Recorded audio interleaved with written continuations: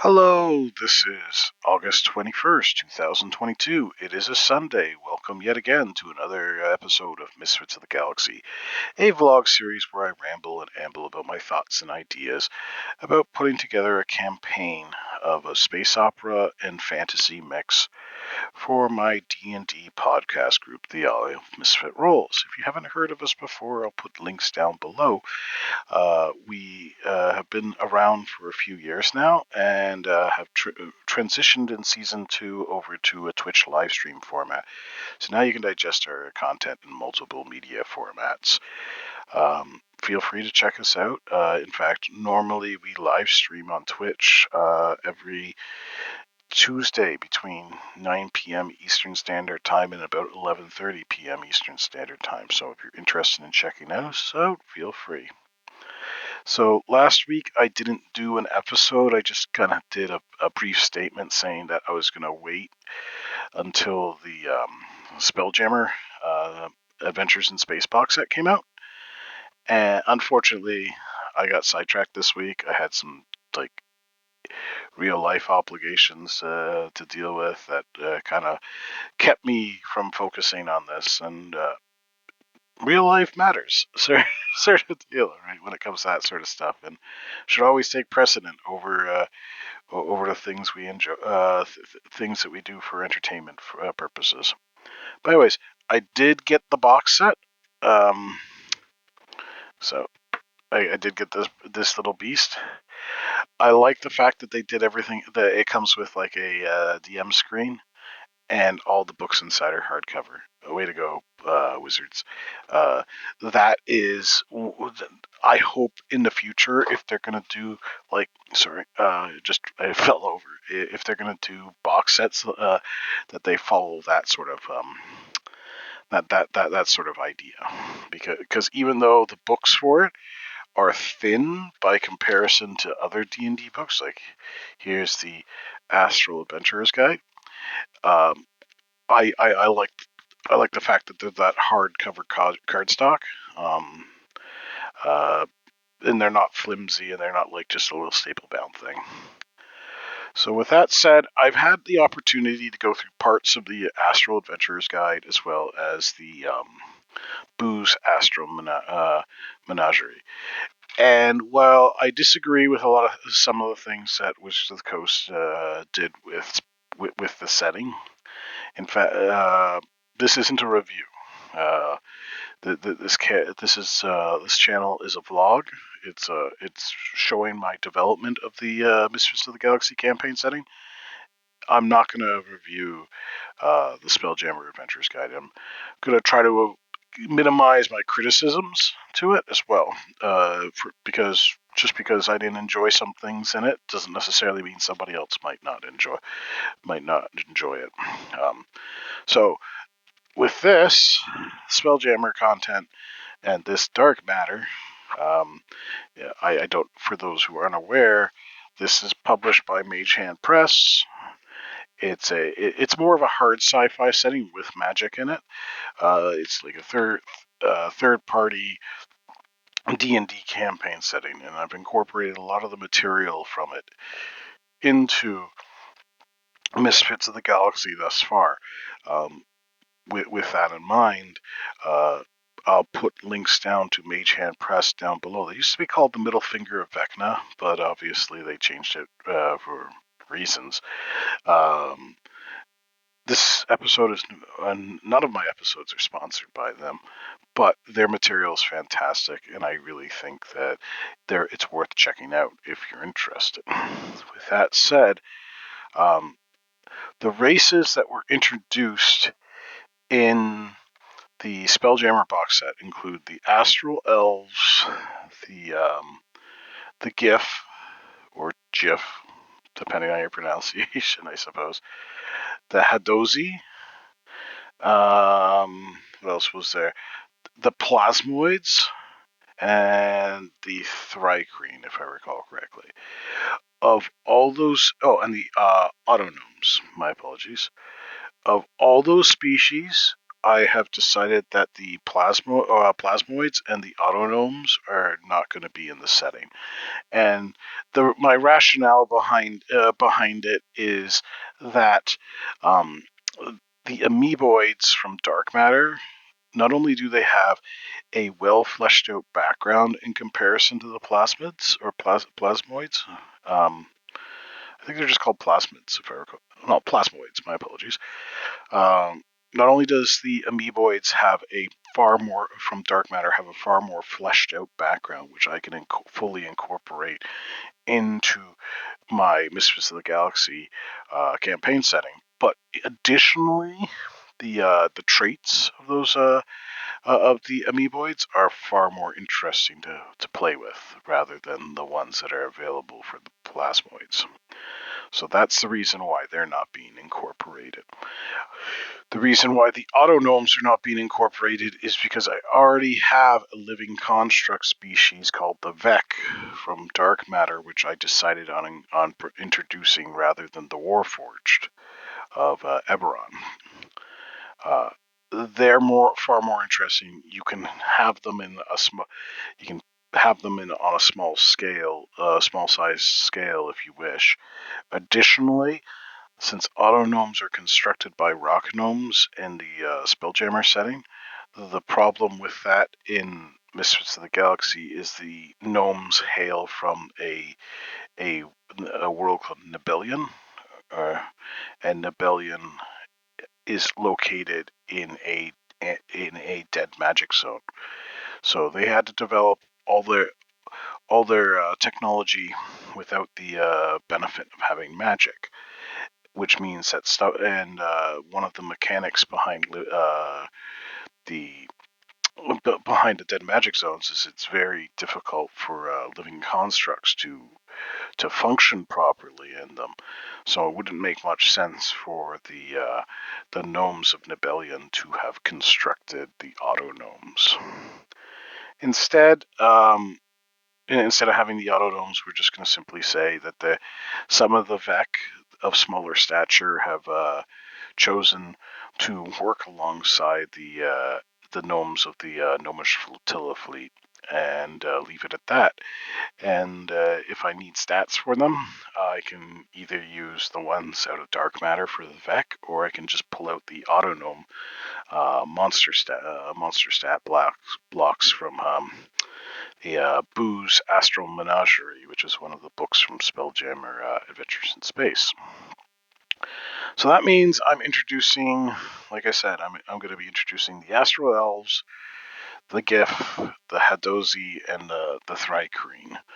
So the Astral Elves, the way I'm going to go with them is I'm just going to say that they can be they're the elves that typically dwell in are part of the naval fleet of the Eldari Empire. Also, pretty much any elf like any elf born on any one of the Eldari Empire homeworlds can be an astral elf in theory. So you can you could have one from Khyber, which is the homeworld of the Dark Elves, and of course they would have like a duskier complexion, and they might have they would have similar skin pigmentation and hair colors to their drow relatives. The only difference between them and the Astral Elves, of course, will be based off of their subrace traits. I have Speaking of subrace traits, I need to as I've stated in a previous episode, all races are going to have pre-assigned ability score increases. I know that some people don't like that and like the new rendition of D&D where it's like you get to pick and choose wherever you want to put them. But the reality of the matter is, I like it makes sense for example for a GIF to have a +2 to strength as part of their ability score increases, considering how big the giant hippopotamus men are supposed to be, and how strong they're supposed to be, and what have you. Even if you're a weak or feeble member of their species, you would still be considerably stronger than like someone like someone from like a human of or the like, who just your average human. So it doesn't make much sense for, like, for example, for a gift to start with like a strength of 8 or anything like that, which is why I'm giving them the +2 to their strength and a +1 to their con as their ability score increases. And I've done similar things to the other three species that or races that have been introduced in the Spelljammer Adventures in Space. Um, so, for example, based off of previous editions of D&D, because a lot of these species actually ended up in not just second edition D&D when they had Spelljammer, but some of them were introduced in Dungeons & Dragons 4th edition, which also had pre-assigned stat attributes or attribute score increases. So it's not hard to make the connections between the two and just simply give them the appropriate increases. Anyways, I just thought I'd share those thoughts. So, as I said, the Astrals can be from any. It can be of the heritage of any of the Elven subraces.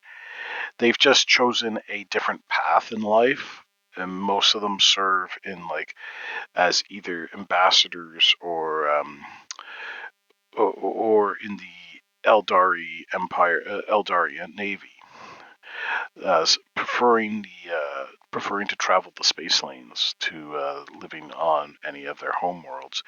It's not to say that you can't have, like, for example, a wood elf working in the Imperial Navy, or that you can't have a astral elf who is uh, who is an elder in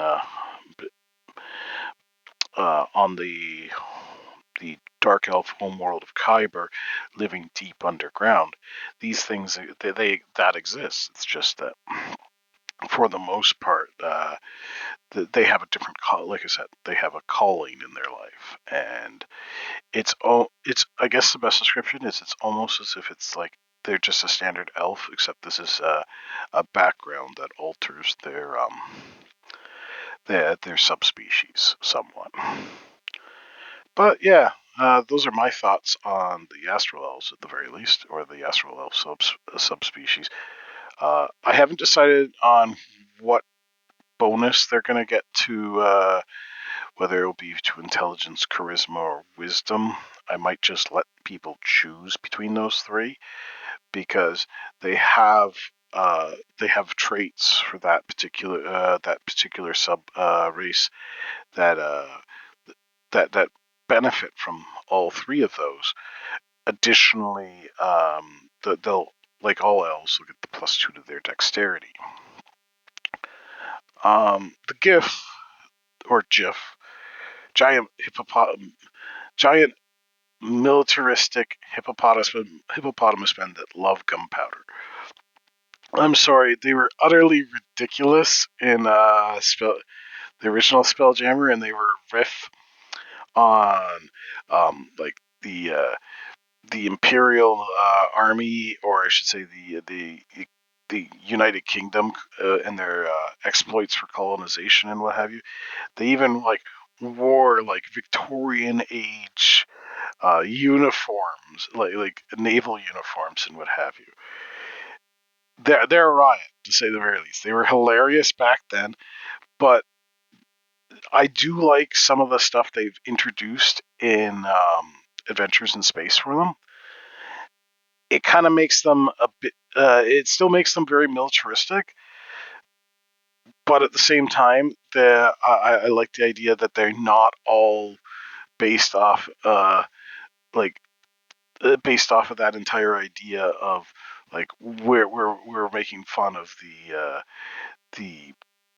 the United Kingdom military during the age of colonization, what have you, and exploitation. In the Misfits of the Galaxy setting, I'm going to incorporate the idea that none of them currently know where their homeworlds located. So the Gif themselves have no idea like where they came from.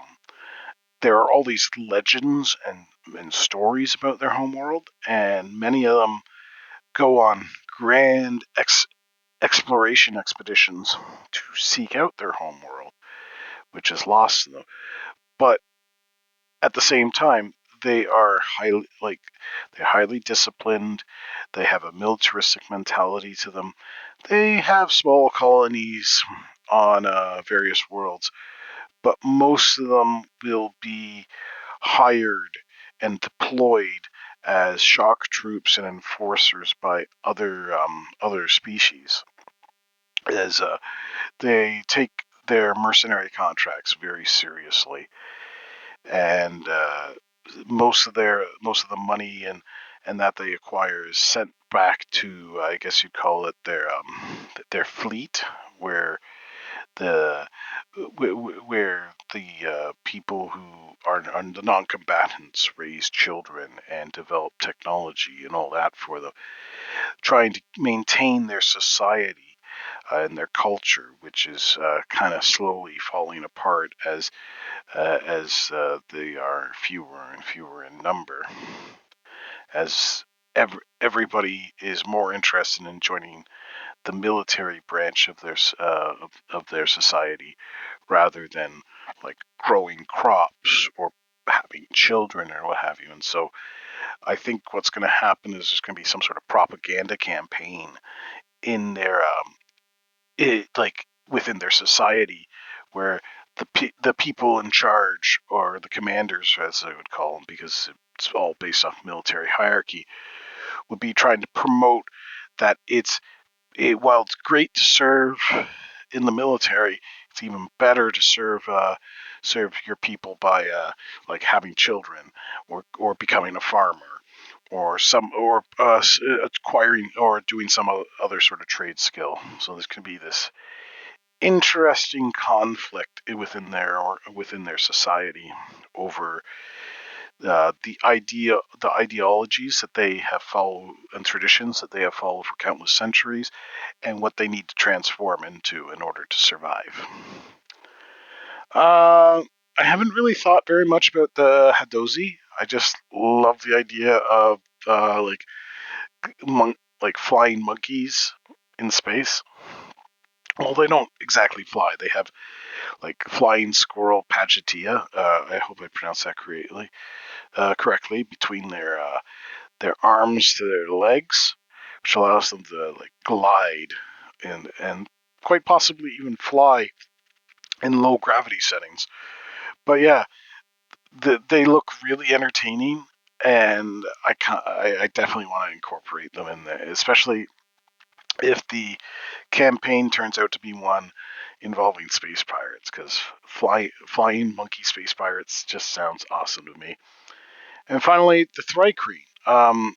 The Thrycreen were originally created for the Dark Sun campaign setting, and were like these mantis warriors who were powerful psionists at the same time. They are being incorporated into the campaign, and I'm going based off of the original stat blocks from AD&D Second Edition, as well as their introduction in Fourth Edition. They're going to get a +2 to their dexterity and a +1 to their wisdom. So they're going to make great monks. They'll also make great druids as well, which is what they kind of were when they were first when they were first introduced in Dark Sun. They also made fantastic rangers. Those stats are fantastic for all three of those classes. With them in the setting, I'm going to actually now flip this over to the dark matter races. I'm omitting the Scathari from the setting. I don't need two significant insectoid races in the game, and honestly, I like the Thrycreen more than I like the Scathari, who have this sort of Mennonite mentality when it comes to technology. So instead, what I will simply do is I'll have the Thrycreen as the insectoid race race people can play, And if I want to introduce a Scathari at all, they will simply be a sort of like offshoot branch of the Thrycreen on some remote world somewhere, and there'll be NPCs and monsters, not something that's playable by players, because they're sort of like a winged variant of the Thrycreen with like more dangerous claws and what have you. So more of a primal or primitive version of them. So obviously, as I explained before, the amoeboid are being put in instead of the plasmoids. The Ave Ra are a fantastic race. I love the entire Egyptian theme behind them in Dark Matter, and their sun worship. They're definitely gonna be in the setting. What else is there? The Nautilids. Nautilids are a fantastic race that like kind of goes alongside the GIF in the sense that it's another species that is on the brink of or the precipice of going extinct or declining. And in their case, it's due to the fact that their homeworld was met a catastrophic demise, and they haven't been able to find a world with similar um, environmental qualities to the world they once inhabited, and as a result of that, it's stunting the growth of their species, and because it's stunting the growth of their species, none of them are reaching that point in their life cycle where they breed. So thus far, they're on this decline due to the low birth rates amongst them. So yeah, they're going to be introduced. I said the Scathari are being stripped from the game. What else was there? Haven't decided what I'm going to do with orcs yet, because I got orcs like basically coming out of my ears. I got orcs from Mordenkainen Presents Monsters of the Multiverse. I got orcs from Eberron. I got orcs from Dark Matter. I kind of got to figure out which one I want to use, and I haven't decided on that yet. As I said before, the Vec are going to be used in the setting as the living construct race. And if, rather than Warforged or Auto Gnomes, I might make it simply that those two terms are those three terms are interchangeable with one another. Some worlds would call Vec Warforged, and I guess maybe amongst the gnomes they would call them Auto Gnomes if they have a more gnomish appearance to them and the like. I think the final race that is in Dark Matter that I need to discuss are the Brothian. I know I discussed them in a previous episode. I've decided that I'm going to actually ban them from being played, and the reason being is, while the Wrath are an excellent adversary for characters in the form of this, it's kind of like these psionic monsters from outer space who all they want to do is consume, very similar to that of the Tyranids of Warhammer 40k. They're not really a viable option the Rothian are not really a viable option when it comes to being a playable race.